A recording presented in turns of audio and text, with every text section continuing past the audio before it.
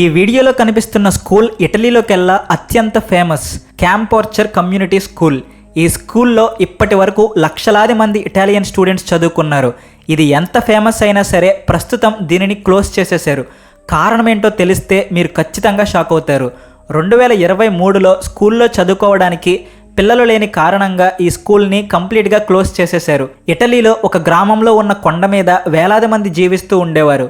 కానీ ఇప్పుడు ఈ గ్రామం కూడా నిర్మానుష్యంగా మారిపోయింది.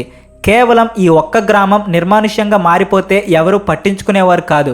కానీ ఇటలీలో ఇటువంటి 6000 గ్రామాలు ఖాళీ అయిపోయాయి. అక్కడ నివసించడానికి ఒక్క మనిషి అన్నవాడు కూడా లేడు. అక్టోబర్ 2023లో ప్రపంచాన్ని ఆశ్చర్యానికి గురిచేసే ఒక సర్వే రిపోర్టు బయటపడింది. ఇటలీకి చెందిన ఒక న్యూస్ పేపర్లో గత 3 నెలలుగా ఒక్క బేబీ కూడా పుట్టలేదు అని రాశారు. ఈ విషయం తెలిసి ప్రపంచం మొత్తం షాక్ అయింది. 3 నెలలు అంటే దాదాపు 90 రోజులు. ఈ 90 రోజులలో ఒక్కరు కూడా పుట్టకపోవడం నిజంగా ఆశ్చర్యకరమే కదా. 2015 ఫిబ్రవరి నెలలో ఇటలీకి చెందిన ఒక మినిస్టర్ తమ దేశం తొందరలోనే చచ్చిపోబోతుంది అని ప్రకటించి వార్తల్లోకి ఎక్కాడు.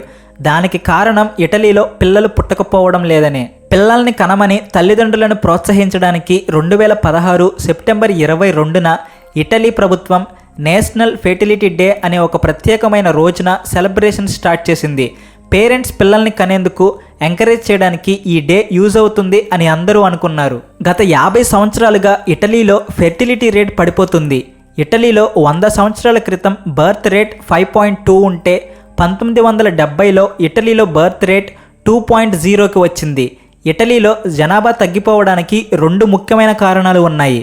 అవేంటి అంటే, ఇటలీ హిస్టరీ గురించి మనం తెలుసుకున్నట్లయితే నేటి నుండి 115 సంవత్సరాల క్రితం ఇటలీ పూర్తిగా వ్యవసాయం మీద ఆధారపడిన దేశం. అగ్రికల్చర్ ప్రొడక్ట్స్ అమ్ముకుంటూ జీవనం సాగించేవారు. ఆ సమయంలో ఇటలీ జనాలు పిల్లల్ని కూడా ఎక్కువ మందిని కనేవారు. ఎందుకంటే పిల్లలు ఎక్కువ మంది ఉంటే ఆ పిల్లల్ని వ్యవసాయ పనుల్లో సహాయంగా పెట్టుకోవచ్చు అని పెద్దల ఉద్దేశం.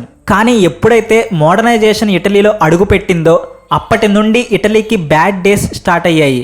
అక్కడ శాలరీ సిస్టమ్ అనేది వచ్చింది. నెల రోజుల పాటు ఫ్యాక్టరీలలో పనిచేస్తే శాలరీ ఇస్తారు. ఎప్పుడైతే ఇలా ఇండస్ట్రియలైజేషన్ స్టార్ట్ అయ్యిందో పేరెంట్స్ కూడా పిల్లల్ని కనడం మీద ఇంట్రెస్ట్ చూపించలేదు. ఎందుకంటే వ్యవసాయంలో అందరూ కలిసి ఎంత డబ్బులు సంపాదించేవారో అంతకంటే ఎక్కువ డబ్బులు ఫ్యాక్టరీలలో పనిచేస్తూ సంపాదించుకుంటూ ఉన్నారు.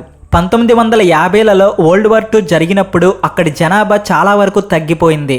యుద్ధం తర్వాత ఇటలీ పాపులేషన్ కాస్త రికవరీ అయ్యింది. వాళ్ళు సోషల్ వెల్ఫేర్ సిస్టమ్ కూడా ఇంట్రడ్యూస్ చేశారు. ఈ సిస్టంలో కొన్ని విచిత్రమైన రూల్స్ ఉండేవి. ఈ సిస్టమ్ ప్రకారం పిల్లలు పేరెంట్స్ రెస్పాన్సిబిలిటీ కాదు, వాళ్ళు కేవలం గవర్నమెంట్ రెస్పాన్సిబిలిటీ. వాళ్ళు ఎడ్యుకేషన్ నుంచి హెల్త్ వరకు అన్ని గవర్నమెంట్ చూసుకుంటుంది.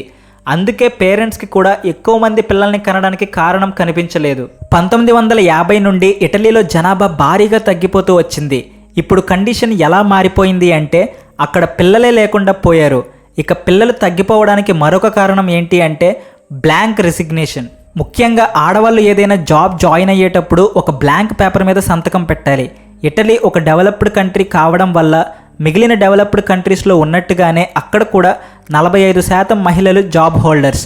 కానీ వీళ్ళు జాబ్లో జాయిన్ అయ్యే ముందు బ్లాంక్ పేపర్ మీద సైన్ చేయాలి. ఫ్యూచర్లో ఎప్పుడైనా ఈ మహిళలు ప్రెగ్నెంట్ అయితే బ్లాంక్ రిసిగ్నేషన్ లెటర్ చూపించి వాళ్లను జాబ్లో నుండి డిస్మిస్ చేస్తారు. మగవారి కంటే ఆడవారు ఎందులో కూడా తీసిపోరు అనే విషయం మనకి బాగా తెలుసు. అందుకనే ఆడవారు కూడా ఫైనాన్షియల్గా ఇండిపెండెంట్గా మారాలి అని ఆలోచిస్తూ ఉంటారు. ఇటలీ ఒక అభివృద్ధి చెందిన దేశం కావడం వల్ల ఇక ఆ దేశంలో ఉన్న మహిళలు కూడా అంతే ప్రోగ్రెసివ్గా ఉంటారు. అయితే ఈ జాబ్స్ చేసే మహిళలకు ఫ్యూచర్ గురించి ఎప్పుడూ ఈ భయం ఉండనే ఉంటుంది. ఒకవేళ అనుకోకుండా ప్రెగ్నెంట్ అయితే తమను జాబ్లో నుండి తీసేస్తారేమోనని వాళ్ళు భయపడుతూ ఉన్నారు. దాంతో వాళ్ళు పిల్లలు పుట్టకుండా ఎన్నో మెడిసిన్స్ తీసుకోవడం మొదలుపెట్టారు. అందువల్ల వాళ్ళల్లో ఇన్ఫెర్టిలిటీ పెరిగిపోయింది. పెళ్లికి ముందే ఫిజికల్ రిలేషన్షిప్స్ పెట్టుకుని ఎంజాయ్ చేసే మహిళలు కూడా భారీగా పెరిగిపోయారు. ఇటలీలో ఆడవాళ్ళు పిల్లల్ని కనకపోవడానికి మరొక కారణం కూడా ఉంది. చైల్డ్ బర్త్ నేషనాలిటీ అనేది కూడా లేకపోవడం ఒక కారణం. దీని గురించి చెప్పుకునే ముందు ఒక చిన్న ఎగ్జాంపుల్ చెప్పుకుందాం. మీరు జాబ్ చేయడానికి అమెరికా వెళ్ళారు అనుకుందాం. ఒకవేళ మీరు అక్కడ బేబీకి జన్మనిచ్చారు అంటే ఆ బేబీ పుట్టుకతోనే అమెరికన్ సిటిజన్గా మారిపోతుంది. కానీ ఇటలీలో అలా జరగదు. మీరు అక్కడ జాబ్ చేసినా ట్యాక్స్ కట్టినా సరే అక్కడ సిటిజన్గా మారలేరు.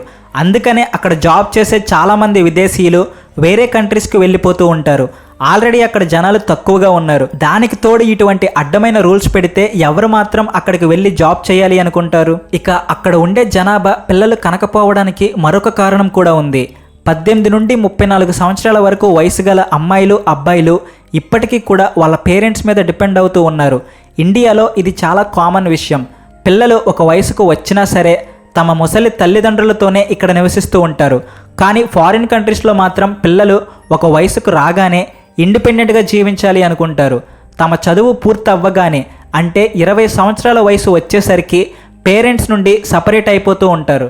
కానీ ఇటలీలో మాత్రం 35 సంవత్సరాల వరకు కూడా పేరెంట్స్తోనే నివసిస్తూ ఉన్నారు. దీనికి కారణం ఇటలీలో ఎక్కువగా ఉద్యోగ అవకాశాలు లేకపోవడం, ఒకవేళ ఉద్యోగాలు దొరికినా సరే శాలరీ సరిపోకపోవడం కూడా కారణం. ఇటలీలో ఒక పర్సన్కి యావరేజ్ ఇన్కమ్ 2475 యూరోస్. ఇక land rate 12.12 euro per square metre. దాంతో ఒక చిన్న ఇంటిని తీసుకోవాలి అన్నా సరే సగం శాలరీ రెంట్కి ఖర్చయిపోతుంది. పిజ్జా అనేది ఇటలీలోనే పుట్టింది అనే విషయం మనందరికీ తెలుసు. కానీ అక్కడ జనాభా లేని కారణంగా డామినోస్ కూడా తన స్టోర్స్ చాలా చోట క్లోజ్ చేసింది. దానికి తోడు ఇటలీలో జనాలకు వచ్చే ఆదాయం కంటే కూడా ఖర్చులే పెరిగిపోయాయి. అక్కడ జీడిపి టు డెప్ట్ రేషియో చూసుకున్నట్లయితే ఒక వ్యక్తి రూపాయి సంపాదిస్తే 145 రూపాయలు అప్పు తీసుకుంటున్నాడు. ఇలాంటి పరిస్థితి ఇటలీలో ఉన్నప్పుడు పిల్లల్ని కని వాళ్లను కూడా ఇబ్బంది పెట్టడం ఇటలీ వాసులకు ఇష్టం లేదు. ఇదంతా పక్కన పెడితే ఇప్పుడు ఇటలీని కాపాడడం ఎలా? ఇటలీ అనే దేశం పూర్తిగా కనుమరుగు అవ్వకుండా చెయ్యాలి అంటే ఏం చెయ్యాలి? దీనికి సొల్యూషన్ స్వీడన్ స్ట్రాటజీ. 1950లలో స్వీడన్లో ఫెర్టిలిటీ రేటు 2000వ సంవత్సరం కంటే ఎక్కువ ఉంది. కానీ ప్రస్తుతం అయితే స్వీడన్లో ఫెర్టిలిటీ రేట్ స్టేబుల్గా ఉంది. తగ్గిపోతున్న జనాభాని మరింత తగ్గిపోకుండా స్వీడన్ ఏం చేసింది?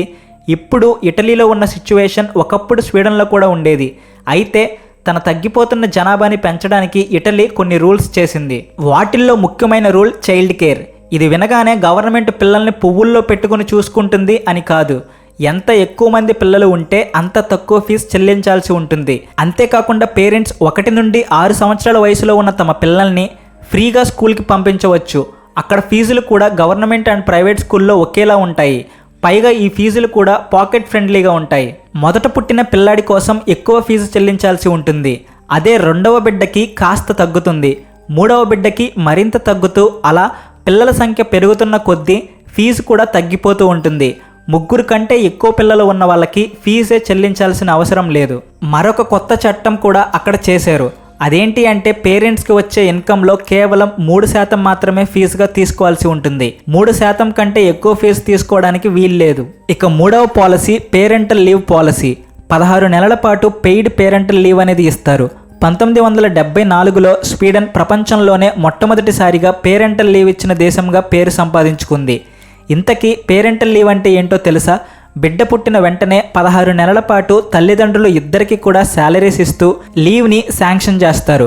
పిల్లల్ని జాగ్రత్తగా చూసుకునేందుకు ఈ లీవ్ వాళ్ళకి యూజ్ అవుతుంది. ఇటలీ ఈ వరల్డ్ మ్యాప్లో తుడిచిపెట్టుకుపోకుండా ఉండాలంటే ఇటువంటి నియమాలనే తమ దేశంలో కూడా అడాప్ట్ చేసుకుంటే బాగుంటుంది. లేదంటే కొన్ని రోజులకు ఇటలీ జనాభా 0కి పడిపోతుంది. ఈ ఇటలీ స్వీడన్ దేశాల గురించి తెలుసుకున్న తర్వాత మన ఇండియా చైనాలకు మాత్రం ఇలాంటి సమస్య ఎప్పుడూ ఎదురవ్వదు అని అనిపిస్తుంది. మరి మీ అభిప్రాయం ఏంటో కామెంట్ సెక్షన్లో తెలుపండి. Thanks for watching.